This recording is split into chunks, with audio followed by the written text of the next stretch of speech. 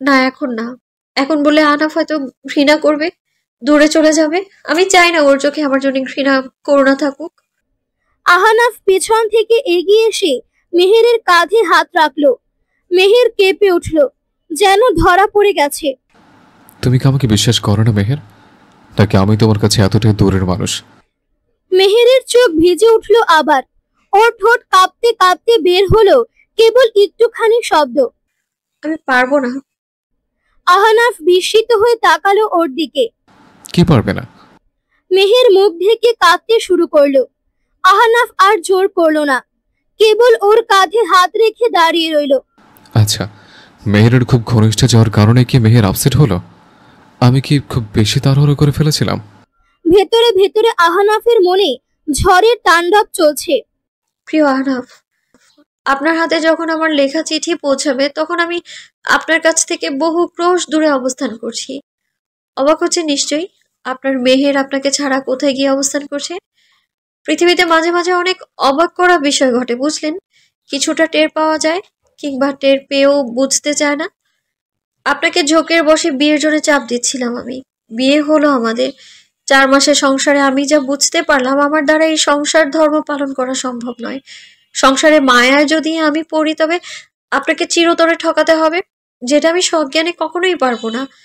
তাই সিদ্ধান্ত নিয়েছি আমি আপনার কাছ থেকে বহু দূরে চলে যাব। যতটা দূরে গেলে আপনি আমায় খুঁজে পাবেন না। প্রথমে আপনাকে ডিভোর্স দেওয়ার চিন্তা ভাবনা করলাম, কিন্তু পরক্ষণেই ভাবলাম ডিভোর্স দিলাম মানেই তো আপনার উপর আমার অধিকার হারালাম। সেই ভুল করব না আমি। আপনি নতুন সংসার করে বিয়ে করতে পারেন, সমস্যা নেই, আমি বাধা দেব না কখনো। আমাকে ভুলে যান আহনাফ। আমাকে ভালোবেসে দম বন্ধ করে অনুভূতিতে নিজেকে জিয়ে রেখে কষ্ট দেবেন না। ইতি, আপনার ভদ্র বউ হতে চাওয়া মেহের। প্রিয় আব্বু আম্মু, আপনাদের অবাধ্য হয়ে আমি কখনো কিছুই করতে চাইনি, কিন্তু আজ এমন একটা কাজ করছি যা হয়তো আপনাদের ভীষণ কষ্ট দেবে। আমার আমার শরীর, আমার নিয়তি সবটাই আমাকে এক অপূর্ণ জীবনের দিকে ঠেলে দিয়েছে। আমি জানি আমি কোনোদিনও মা হতে পারবো না। আর এই কষ্ট আমি একা সহ্য করতে পারলেও আহনাফকে সারা জীবন এই অভাবের অন্ধকারে টেনে নিতে চাই না আমি। তাই আমি ওর জীবন থেকে সরে যাচ্ছি। হয়তো আপনাদের চোখে আমি অপরাধী হব, কিন্তু দোয়া করবেন যেন আল্লাহ আমায় ক্ষমা করে দেন।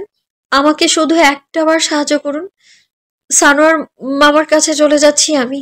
আমি আমি সেখানে থেকেই আমার পড়ালেখা কন্টিনিউ করতে চাইছি। আপনারা খোঁজ করবেন না আমার, কেবল জানবেন আপনাদের মেয়ে বেঁচে আছে। আনাফকে এই ব্যাপারে জানাবেন না। সে আমাকে ছাড়া দিব্যি খুশি থাকবে। হয়তো হয়তো সময় লাগবে, তাকে সুন্দর একটা চমৎকার মেয়ের সঙ্গে বিয়ে দিয়ে দেবেন। আর এক হালি বাচ্চা হোক তার, আমি সেটা দোয়া করি। ভালো থাকবেন। ইতি, আপনাদের মেহের। চিঠি দুটো ড্রেসিং টেবিলের ড্রয়ারের ওপর রাখলো লুকিয়ে। এরই মাঝে আহনাফ কোত্থেকে এসে মেহেরকে বুকে জড়িয়ে ধরে বলল, আমার সেই পিচ্চি এবং বোকা মেহেরকে চাই। এত কঠিন এবং জাগতিক সব সমস্যা বুঝতে পারা মেহেরকে চাই না। আমি তো বোকা, চালাক হলাম কবে? আহনাফকে শক্ত করে জড়িয়ে ধরে কথাগুলো বলল মেহের। আহনাফ মেহেরের মাথায় থুতনি ঠেকিয়ে বলল, তাড়াতাড়ি বড় হও, আমাদের গোলুমুলু বেবি লাগবে। মেহেরের হুট করে চোখে পানি জমে উঠল আবার। আহনাফের কত প্ল্যান, আর মেহের সেই সব প্ল্যানকে বুড়ো আঙ্গুল দেখিয়ে আজই চলে যাবে অনেক দূরে। রাতে ঘুমানোর আগে মেহের কায়দা করে আনোয়ার সাহেবের ঔষধের বক্স থেকে ঘুমের ঔষধ নিয়ে দুধের সঙ্গে মিশিয়ে আহনাফকে জোর করে খাইয়ে দেয়। বেচারা আহনাফ ভীষণ বিরক্ত হয় মেহেরের কাণ্ডে, কিন্তু মুখ ফুটে কিছুই বলে না। যদি মেহের মন খারাপ করে, হুট করে আহনাফের ঘুম পেয়ে যায়। আহনাফ ঘুমিয়ে পড়ে। মেহের সেই সুযোগে চৌধুরী বাড়ি থেকে বেরিয়ে পড়ে। তবে যাওয়ার আগে ওর প্রয়োজনীয় কিছু কাগজপত্র সঙ্গে নিয়ে নেয়।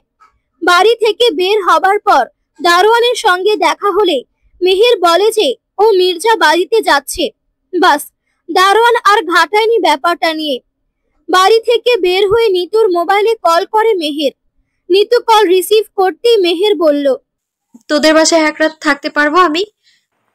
তোর হিটলার জামাইয়ের হাতে একবার টম্বয় সেজে তোকে নিয়ে কক্সবাজার যাওয়ার সময় মায়ের খেতে গিয়েও খাইনি। জেলে ছিলাম 4 ঘন্টা। সেদিন রেস্টুরেন্টে আমার ব্রেকআপ হলো। শেষমেশ তো জামাইয়ের হাতে আমাকে লাশ বানানোর জন্য আয়োজন করছিস মেহের। আহনাফ কিছুই করবে না। নিতুদের বাসায় গিয়ে মেহের ওর বাবা মায়ের নামে লেখা চিঠিটা নিতুর হাতে দিয়ে বলল, তুই নিজের হাতে দিবি, কেউ যাতে ঘুণাক্ষরেও টের না পায়। তুই কি করবি? পরে জানতে পারবি। আমি চললাম নিতু, পারলে ক্ষমা করে দিস আমায়। লাভ ইউ দোস্ত। নিতুর চোখ ভরে উঠল। ওর বোকাশোকা বান্ধবীটার হুট করে কি হলো? এত রাতে কোথায় যাবার জন্য বোরকা পরে তৈরি হয়েছে? মেহের ওর মোবাইল থেকে পুরনো সিম খুলে ফেলে দিল। তারপর নতুন সিম ঢুকিয়ে কল করলো ওর মামার কাছে। মামা গাড়ি। নেপাল, 3 বছর পর। ভোরের কুয়াশা এখনো কাটেনি। পাহাড়ের ঢালে ছাওয়া মেঘগুলো নিচে নেমে এসেছে, যেন কারো গোপন দুঃখ আড়াল করে রাখছে। জানালার ধারে দাঁড়িয়ে মেহের হাতের মগটা ধরে আছে। গরম লেবু চা। এখন আর সে 16 বছরের বালিকা নয়, বয়সে কেবল 3 বছর বেড়েছে, কিন্তু অভিজ্ঞতা যেন এক জীবন কেটে গেছে। চেহারার কিশোরী কোমলতা এখনো রয়ে গেছে, কিন্তু চোখ দুটো বদলে গেছে। গভীর গম্ভীর অচেনা চোখের দৃষ্টি। নেপালের এই ছোট্ট শহরে সে এখন একটা লাইব্রেরিতে কাজ করে, শিশুদের গল্প শোনায়, মাঝে মাঝে নিজেরও গল্প লিখে রাখে ডায়েরিতে। মামা সানোয়ার তাকে লেখাপড়া চালিয়ে যেতে সাহায্য করেছে। কেউ যেন তার আসল পরিচয় না জানতে পারে সেদিকেও খেয়াল রেখেছে। আজ সকালে পাহাড়ের দিকে তাকিয়ে হঠাৎ মেহেরের বুকটা ভারী হয়ে উঠল। কতবারই সে ভেবেছে আহনাফ হয়তো এখনো খুঁজছে তাকে, আবার ভেবেছে হয়তো খুঁজছে না, হয়তো রাগে ঘৃণায় মুছে ফেলেছে তার নাম। চোখ বুজে ফিসফিস করে সে বলে উঠল, আমাকে ভুলে গেছে না আহনাফ? তারপর এক ফোঁটা অশ্রু গড়িয়ে পড়ল গাল বেয়ে। কিন্তু সে দ্রুত নিজেকে সামলে নিল। এখন সে আর দুর্বল কিশোরী মেহের নয়, এখন সে এক দৃঢ়চেতা নারী। ঘড়ির দিকে তাকিয়ে মেহের চশমাটা চোখে দিয়ে নোটবুক হাতে নিল। আজ লাইব্রেরিতে নতুন বই এসেছে, বাচ্চারা আসবে গল্প শুনতে। সে জানে জীবন বয়ে যায়, থেমে থাকে না কারোর জন্য। কিন্তু বুকের ভেতর চাপা দেওয়া আহনাফের নাম, সে 3 অক্ষরের টান কখনোই হারায়নি। মেহের পাহাড়ের ঢাল ধরে নেমে আসা কুয়াশা আর রোদ মাখা আলোতে জানালা দিয়ে বাইরে তাকিয়েছিল। লাইব্রেরির বাইরে আজ ভ্রমণকারীদের আনাগোনা বেড়েছে। ছোট গাড়ি, স্কুটি, কয়েকজন ট্রেকার। দৃশ্য দেখতে ভালোই লাগছিল। হঠাৎ বাইরে ভিড়ের মাঝে এক পরিচিত মুখ ধরা দিল। উঁচু লম্বা চেহারা, চোখের অভিব্যক্তি, হাঁটার ভঙ্গি। এ তো আহনাফ, কিন্তু ভিন্ন রূপে। পাঞ্জাবি পায়জামা পরা নয়, শার্টের সাথে হালকা জ্যাকেট, ব্যাকপ্যাকের স্ট্রাপস কাঁধে ঝুলছে, একেবারে ট্রাভেলার রূপে। মুহূর্তের জন্য মেহের ফ্রিজড হয়ে গেল। বুক ধক করে উঠল, হৃদয় স্পন্দন দ্রুত গতিতে বেড়ে গেল। আহনাফও মুহূর্তের জন্য থেমে গেল। সে ভাবল, এ কি সম্ভব? নেপালে এই জরাজীর্ণ রাস্তায় সে কাকে দেখল? মেহের? মেহের পেছন ফিরে ঘুরে গেল, যেন চোখের সামনে যে দৃশ্যটা দেখছে তা কোনো ভ্রম। কিন্তু আহনাফ হাঁটতে হাঁটতে লাইব্রেরির দিকে এগোচ্ছিল। ব্যাকপ্যাক থেকে মানচিত্র বের করে দেখছিল। নির্দিষ্ট কোণায় পৌঁছাতেই হবে। মেহের বুকের ভেতর অজানা ঢেউ তোলপাড় করলো। 3 বছর আগের সেই চিঠি, সেই কষ্ট, সেই রাতের বিদায়, সব মনে পড়ে গেল। হঠাৎ মেহেরের মনে হলো, এ কি কোনো ভাগ্যের নিয়তি নাকি পরীক্ষা? আহনাফ লাইব্রেরির ছোট্ট কাঠের দরজা ঠেলা দিয়ে ভেতরে ঢুকলো। মেহের হঠাৎ চুপ। আহনাফ মাথা একটু ঘুরিয়ে তাকালো। লাইব্রেরির দিকে সব ধুলো। বইয়ের সারির মাঝে অনাকাঙ্ক্ষিত মানুষটাকে দেখতে পেল। দুটি চোখের শুভ দৃষ্টি হয়ে গেল। কেউ কোনো শব্দ বলল না। পাহাড়ি বাতাস, ভিড় এবং ট্রাভেলারদের হট্টগোল, সব কিছু যেন নিঃশব্দ হয়ে গেল। মেহেরের বুক ভারী হয়ে গেল। আর আহনাফ টের পেল 3 বছর ধরে লুকানো ভালোবাসা, অপেক্ষা, কষ্ট সব এক ঝাঁক হয়ে চোখের সামনে ফিরে এসেছে। মুহূর্তের জন্য সময় যেন থমকে গেছে। লাইব্রেরির দরজায় দাঁড়িয়ে থাকা আহনাফ আর ভেতরে বইয়ের তাকের পাশে মেহের, দুজোড়া চোখ মিলিত হলে মেহেরের বুক ধক করে উঠল। 3 বছর ধরে যা চাপা দিয়ে রেখেছিল, ভালোবাসা, দুঃখ, অপরাধবোধ সব এক মুহূর্তে ভেসে এলো মনের প্রাঙ্গণে। মেহের মুহূর্তে সিদ্ধান্ত নিল সে পালিয়ে যাবে। মেহের দ্রুত পেছনের দরজা খুলল, লাইব্রেরির ছোট গেটের দিকে ছুটে গেল। আহনাফ ধীরে ধীরে এগোচ্ছিল, কিন্তু বুঝতেই পারল না মেহের হঠাৎ কোথায় চলে গেল। মেহের, আহনাফ চিৎকার করলো, কিন্তু মেহের ভিড়ে হারিয়ে গেল। মেহের বাইরের ভিড়ের মধ্যে মিলিয়ে গেল। পাহাড়ি রাস্তার কুয়াশা তার আড়াল হয়ে দাঁড়ালো। হাঁটার প্রতিটি ধাপে সে নিজেকে শক্ত রেখেছিল। কোনো শব্দ, কোনো কান্না, কোনো চোখের জল সে কাউকে দেখাতে চায় না। ভেতরে ভেতরে হাহাকার ছিল আহনাফকে প্রাণ ভরে দেখার, তার প্রশস্ত বুকে ঠাঁই নেয়ার। কিন্তু এই চাওয়া যে ভারী অন্যায়। মেহের বুঝতে পারল এই দূরত্ব তাকে শাস্তি দেবে। হৃদয় এখনো আহনাফের কাছে আটকে আছে যে। মেহের কুয়াশা আর ভিড়ের আড়ালে মিলিয়ে গেছে। পাহাড়ি রাস্তায় পর্যটকরা যাচ্ছে এবং আসছে। কিছু লোক ব্যাকপ্যাক হাতে ট্রেকিং করতে যাচ্ছে। হালকা শীতের হাওয়া মুখে লাগে। আহনাফ ধীরে ধীরে লাইব্রেরি থেকে বের হয়ে রাস্তা ধরে এগোচ্ছিল। চোখ চারপাশে খুঁজছিল। ভিড় যেন চোখের সামনে, সবকিছু স্পষ্ট। তার মনে হচ্ছিল 3 বছরের সব প্রশ্ন, সব অনিশ্চয়তা আজ এক মুহূর্তের মাঝে শেষ হতে পারে। হঠাৎ সে লক্ষ্য করলো একটা পাতলা হলুদ জ্যাকেট, হালকা ব্যাকপ্যাক কাঁধে ঝুলছে, এবং হাঁটার ভঙ্গিতে সে চেনা সরলতা। আহনাফ দ্রুত এগোতে শুরু করলো। মেহের, শব্দটা বাতাসে মিলিয়ে গেল, কিন্তু মেহের হঠাৎ সোজা রাস্তার মোড় দিয়ে পেছনে ঢুকলো। একদম অচেনা মানুষদের ভিড়ে ঢুকে পড়লো। আহনাফ আরো দ্রুত ধাওয়া শুরু করলো। মেহের থামো।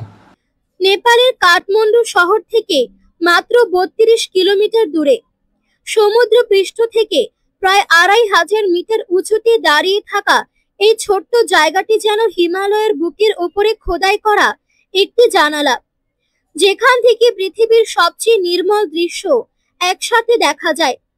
দিনের বেলায় এখানকার আকাশ নীলচে স্বচ্ছ, আর দূরে দিগন্ত জোড়া বরফ ঢাকা পর্বত শৃঙ্খ দাঁড়িয়ে থাকে মহাকাব্যের চরিত্রের মতো।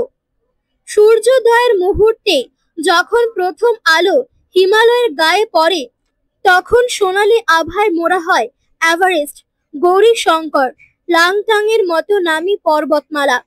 মনে হয় যেন পৃথিবী এই মুহূর্তে নতুন করে জন্ম নিল। নাগরকোটের আসল জাদু শুরু হয় সূর্য ডোবার পর। আলো আস্তে আস্তে পাহাড়ের বুক থেকে গড়িয়ে নামতে থাকে, যেন কোনো অদৃশ্য চিত্রকর তুলি দিয়ে গাঢ় নীল রং মাখিয়ে দিচ্ছে। পাখিদের কোলাহল থেমে যায়, আর শূন্য হয়ে ওঠে চারপাশ। সেই শূন্যতার ভেতরেই গোপনে খুলে যায় নাগরকোটের আসল রূপ। এখানে কথার প্রয়োজন হয় না। বাতাস আর প্রকৃতি যেন নিজেরাই মানুষের সাথে কথা বলে। নিঃশব্দে শোনাতে থাকে পাহাড়ের পুরনো গান। কখনো মনে হয় হিমালয়ের সাদা ঢালে নেমে আসছে কোনো অচেনা আলোর হাতছানি। আবার কখনো মনে হয় তারার ভিড়ে কোনো হারানো মানুষ চুপচাপ তাকিয়ে আছে আমাদের দিকে। এই জায়গাটা বিশেষ করে একাকী মানুষের জন্য এক স্বর্গ, যাদের হৃদয় ভাঙা, যারা আপনজন হারিয়েছে, বা যারা জীবনের কোনো গোপন যন্ত্রণা নিয়ে পালিয়ে এসেছে। নাগরকোট তাদের কাছে হয়ে ওঠে এক নিরাপদ আশ্রয়। এখানে কান্না লুকাতে হয় না, এখানে নিঃশ্বাস নিতে গেলে কেউ বাধা দেয় না। প্রকৃতি সব কিছু গ্রহণ করে নেয়। আর ভোর হলে সবচেয়ে অসাধারণ মুহূর্ত আসে। পূর্ব আকাশে হালকা নীলচে অন্ধকার ভেদ করে সূর্যের প্রথম আলোর রেখা যখন হিমালয়ের বরফ ঢাকা শৃঙ্খের গায়ে পড়ে, তখন পাহাড়গুলো সোনালী হয়ে ওঠে।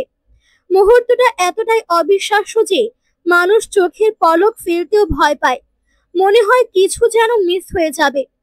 পর্যটকরা অনেকেই তখন চুপচাপ দাঁড়িয়ে থাকে, যেন নতুন জন্ম পাওয়া পৃথিবীর সাক্ষী হচ্ছে।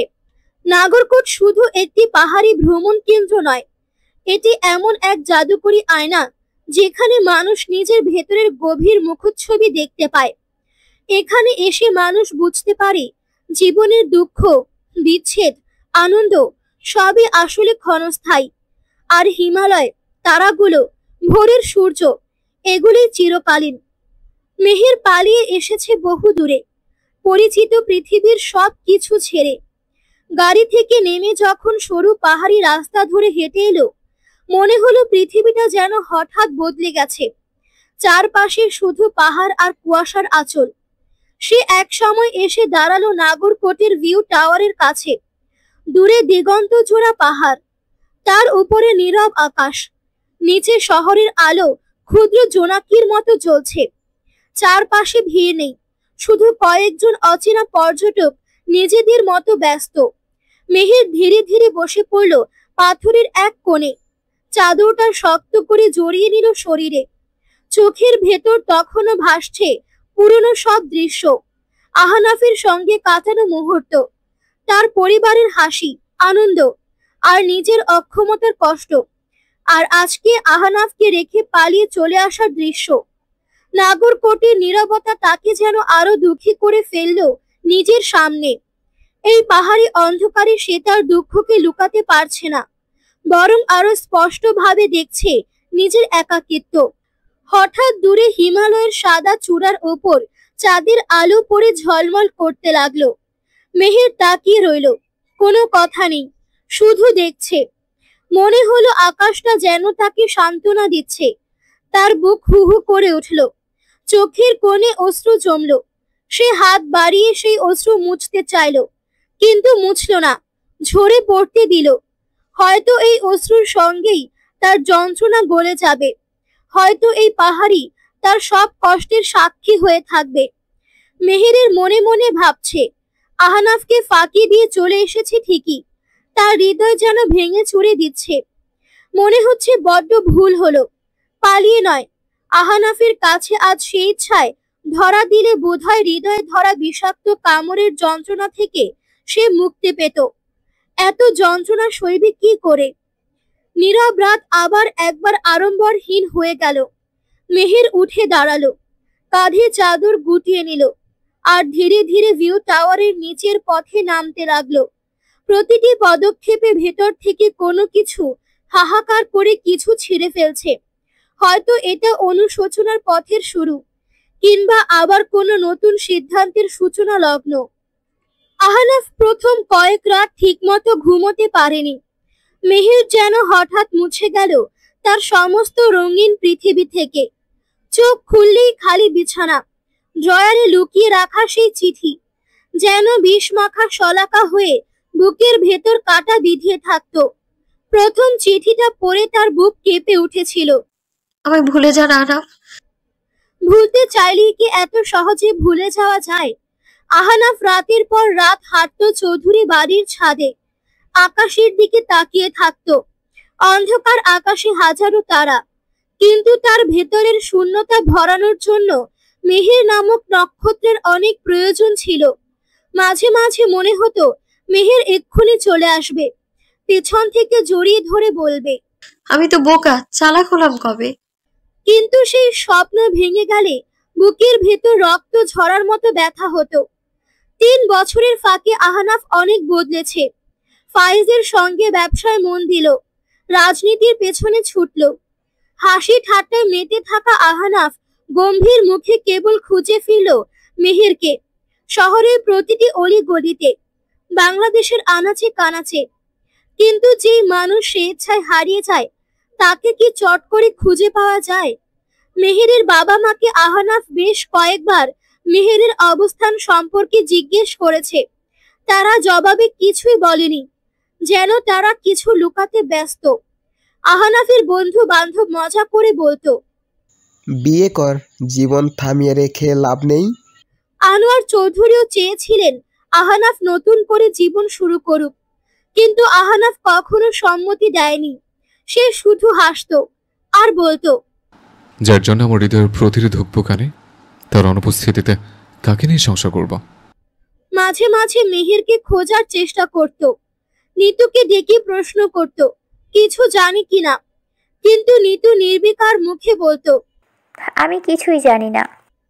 অথচ আহনাফ বুঝতো নিতু সব কিছু জানে, কিন্তু হয়তো মেহেরের বারণের কারণে কিছু বলতে পারছে না। রাত গভীর হলে আহনাফের বুক ফেটে যেত, নেশার মতো তাকে টানত মেহেরের স্মৃতি। সে ড্রয়ার খুলতো, সেই চিঠিটা পড়তো বারবার। প্রতিটি অক্ষর যেন ছুরি হয়ে বুক বিদ্ধ করত। তবুও চিঠিটা ফেলে দিত না, কারণ সেই চিঠি তো প্রমাণ মেহের তার কাছে একসময় এসেছিল, সত্যি তাকে ভালোবেসেছিল। 3 বছর পরের আহনাফ অনেক শক্ত, কিন্তু ভেতরে ভেতরে একেবারে ভেঙে পড়া মানুষ। বন্ধ দরজার আড়ালে সে মাঝে মাঝে ফিসফিস করে বলে ওঠে, মেহের, তুই যদি একদিন হঠাৎ ফিরে আসিস, আমি কোনো প্রশ্ন করব না, শুধু তোকে শক্ত করে বুকে জড়িয়ে রাখবো। তোর দুঃখ দুর্দশা আমার ঘাড়ে তুলে নেব। আমি তোকে ছাড়া অসম্পূর্ণ রে। পুরনো স্মৃতিচারণ থেকে বেরিয়ে আহনাফ গাড়ি থেকে নামলো। পাহাড়ে ঠান্ডা বাতাস ছুঁয়ে গেল তাকে। ল্যাংট্যাং ভিউ গেস্ট হাউসের ছোট্ট ব্রিকের ফাঁক ফোঁক দিয়ে হিমালয়ের দিগন্ত দেখা যাচ্ছিল। গেস্ট হাউসের সামনে উঁচু ট্যারেসের দিকে তাকিয়ে সে এক মুহূর্তের জন্য থমকে রইল।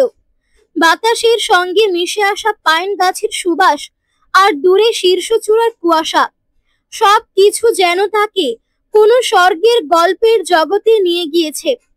দূরের আকাশে ধ্রুবতারা খুঁজতে ব্যস্ত। হয়তো সেই খোঁজের আড়ালে আহনাফ তার মেহেরকে খুঁজে পাওয়ার তীব্র হাহাকার সামলাচ্ছে।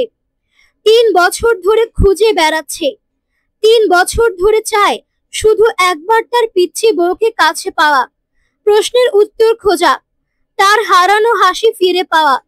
4 মাসের সংসারের সেই সব সুখের মুহূর্তগুলো কিভাবে এত তাড়াতাড়ি বিচ্ছেদের দিকে গিয়েছে বুঝে উঠতে পারছে না।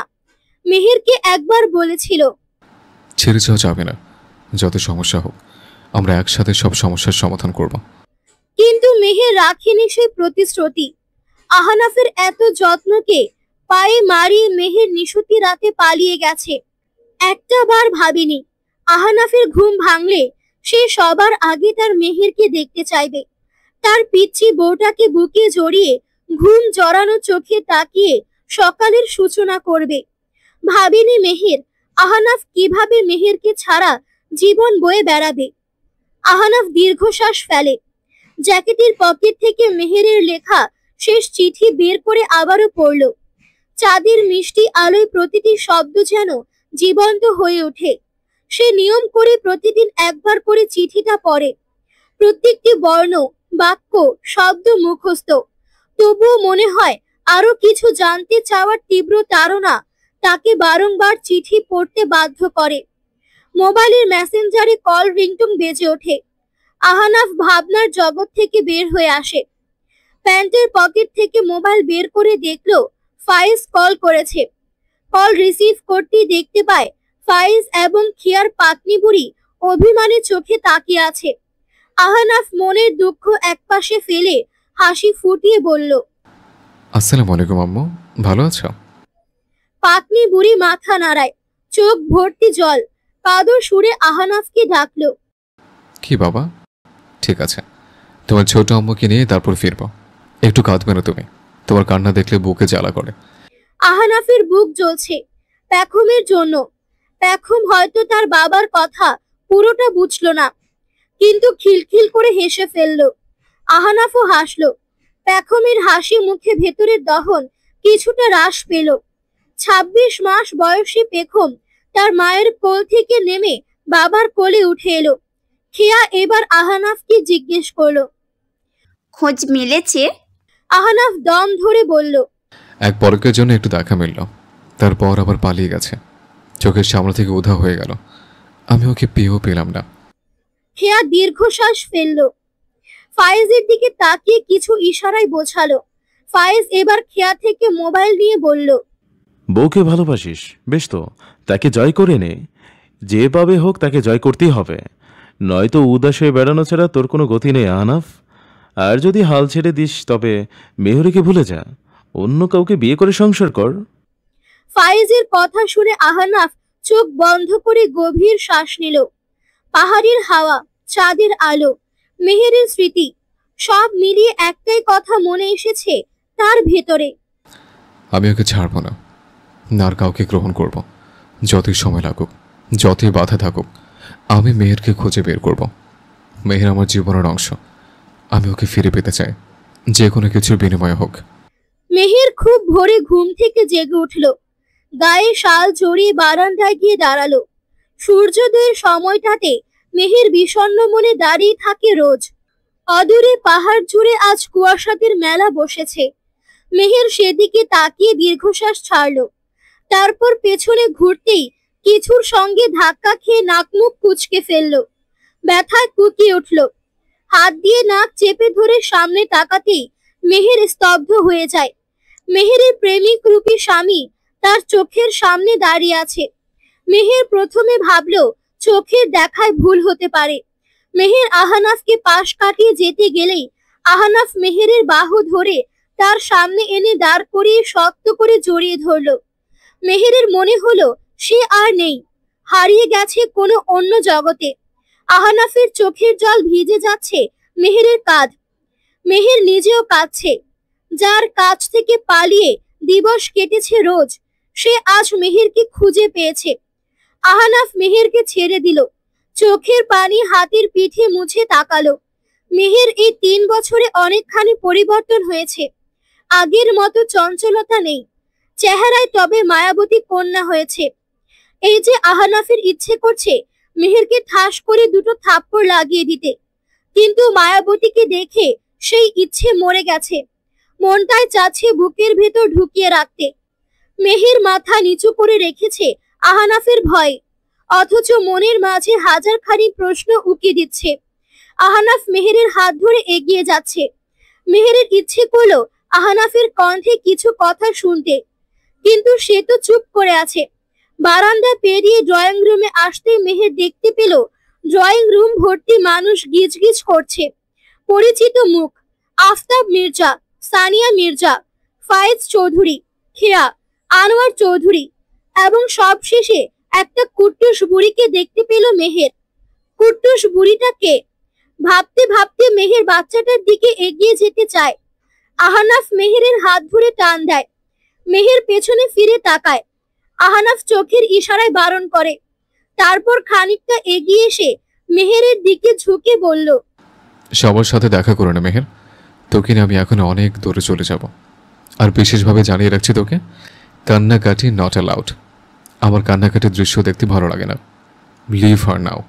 আহানাফের মুখে বহু বছর পর এমন আদুরে মাখা শাসন পেয়ে মেহের ঝরঝরিয়ে কেঁদে ফেলল। উপস্থিত সবাই মেহেরের উপস্থিতি দেখে একসঙ্গে এগিয়ে এলো মেহেরের সামনে। মেহেরের মা ওকে জড়িয়ে ধরে কান্না করতে করতে বলল, তুমি আমার কথা রাখোনি মা। তোমাকে আর বাবাকে আমি বারণ করেছিলাম, কিন্তু তোমরা। আহানাফ রেগে যাচ্ছে কথাগুলো শুনে। পালিয়ে এসেছে, বাবা মাকে আবার বারণ করে এসেছে আহানাফকে যেন ওর ঠিকানা না দেয়। ভাগ্যিস গতকাল রাতে সানোয়ার মামার সঙ্গে পাহাড়ি রাস্তায় দেখা হয়েছিল, নয়তো মেহেরকে কোথায় কবে খুঁজে পেত কে জানি। গত 15 দিন ধরে মেহেরকে এই এলাকায় কতবার খুঁজে বেরিয়েছে, অথচ খোঁজ পায়নি। গতকাল রাতের ফ্লাইটে মেহেরের এবং আহানাফের ফ্যামিলি মেম্বার নেপালে আসে। মেহেরের বাবা মা সবটা আগে থেকে জানতো। এই ব্যাপারটা জানার পর আনোয়ার চৌধুরী তাদের সঙ্গে রাগারাগি করেছেন। মেহের না হয় বাচ্চা মোহক কিংবা কোনো কারণে এমন সিদ্ধান্ত নিয়েছে, তাই বলে মেহেরের বাবা মা বিষয়টা গোপন রাখবে? 3টা বছর সময় কি কম মনে হয়? কতগুলো দিন হারিয়ে গেছে তাদের জীবন থেকে। এগুলো কি ফেরত আসবে? মেহেরকে ফিরিয়ে নিয়ে যেতে এসেছে সবাই। গত 2 মাস ধরে ভিসা সংক্রান্ত ব্যাপার সমাধান করে সবাই একসাথে এসেছে নেপালে। আহানাফের ভিসা আগে হয়েছে বিধায় ও আগেই চলে এসেছে, কিন্তু এখানে আসার পর সানোয়ার মামার সঙ্গে যোগাযোগ করতে পারছিল না বিধায় আহানাফ ভবঘুরের মতো এদিক সেদিক মেহেরকে খুঁজে বেরিয়েছে। আধ ভাঙা শব্দ তুলে মেহেরকে কাছে ডাকলো কুট্টুস বুড়িটা। মেহের বুড়িটার সামনে গিয়ে দাঁড়ালো। তারপর খেয়ার কোল থেকে নিজের কোলে নিয়ে বুকের মাঝে শক্ত করে চেপে ধরলো। এত শান্তি লাগছে মেহেরের। আহানাফের চোখ ঝাপসা হয়ে আসে। মেহেরের মা চোখে আঁচল চেপে নিঃশব্দে কেঁদে ফেললেন। আফতাব সাহেব সানিয়াকে সান্ত্বনা দিচ্ছেন। আহানাফ এগিয়ে যায় মেহেরের দিকে। তারপর মেহেরের কাঁধে হাত রেখে বলল, তোর সঙ্গে আমার কথা মেহের। মেহের কুট্টুস বুড়িকে নিয়ে আহানাফের দিকে ফিরে বলল, আমি কোথাও যাব না। যা বলার সামনে, সবার সামনে বলুন। সবার সামনে বলবো কেন? তুই কি সবাইকে জানিয়ে পালিয়ে এসছিস? চিঠি আমাকে দিয়েছিস।